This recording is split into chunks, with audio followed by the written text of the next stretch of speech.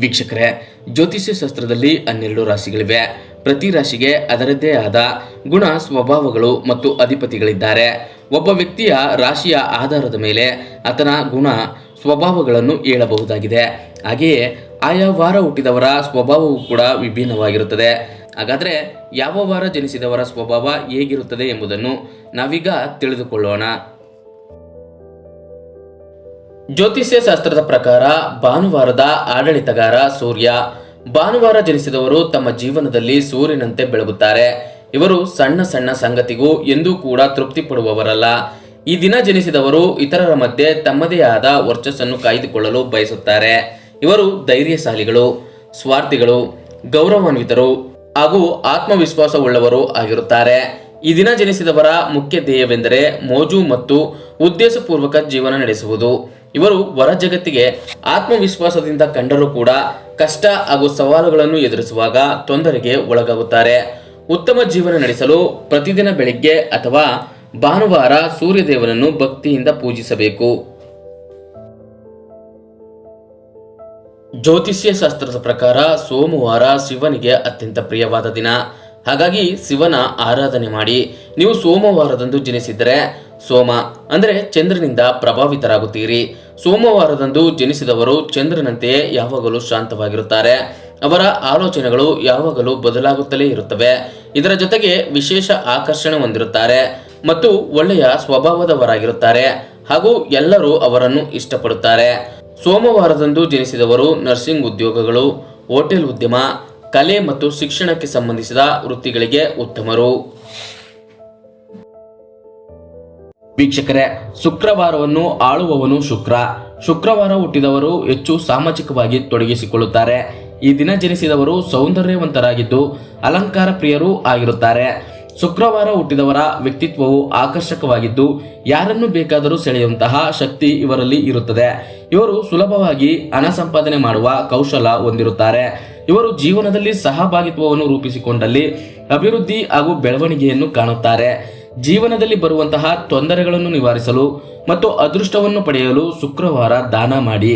ಶುಕ್ರವಾರ ಜನಿಸಿದವರು ತಮ್ಮ ಸಂಗಾತಿಯನ್ನು ಸರಿಯಾಗಿಯೇ ಆಯ್ಕೆ ಮಾಡುತ್ತಾರೆ ಮತ್ತು ಜೀವನದಲ್ಲೂ ಸುಖವಾಗಿ ಇರುತ್ತಾರೆ.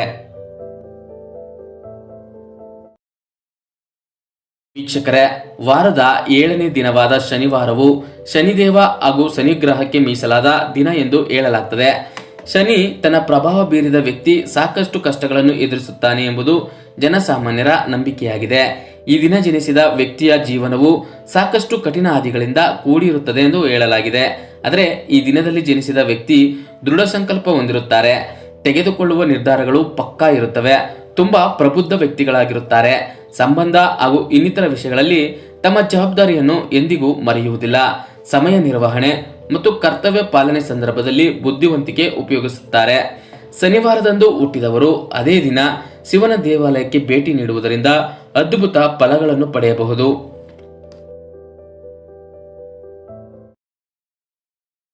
ವೀಕ್ಷಕರೇ, ಬುಧವಾರವು ಬುಧ ಗ್ರಹಕ್ಕೆ ಸಂಬಂಧಿಸಿದ ದಿನವಾಗಿದೆ.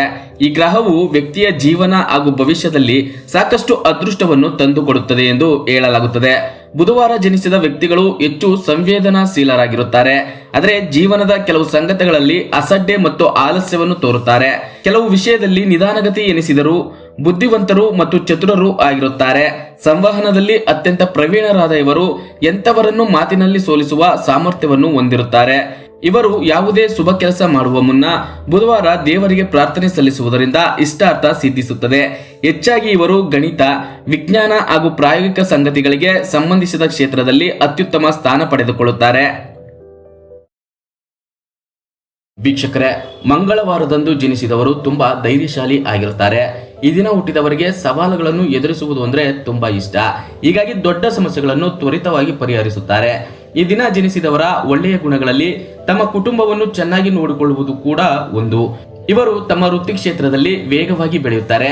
ಮಂಗಳವಾರ ಜನಿಸಿದವರ ಉತ್ತಮ ಲಕ್ಷಣವೇನೆಂದರೆ ಉತ್ತಮ ನಿರ್ಧಾರಗಳನ್ನು ತೆಗೆದುಕೊಳ್ಳುವ ಸಾಮರ್ಥ್ಯವನ್ನು ಹೊಂದಿರುತ್ತಾರೆ. ಮಂಗಳವಾರ ಜನಿಸಿದವರು ಆ ದಿನ ದಾನ ಧರ್ಮಗಳನ್ನು ಮಾಡುವುದರಿಂದ ಉತ್ತಮ ಫಲಿತಾಂಶಗಳನ್ನು ಪಡೆಯಬಹುದು.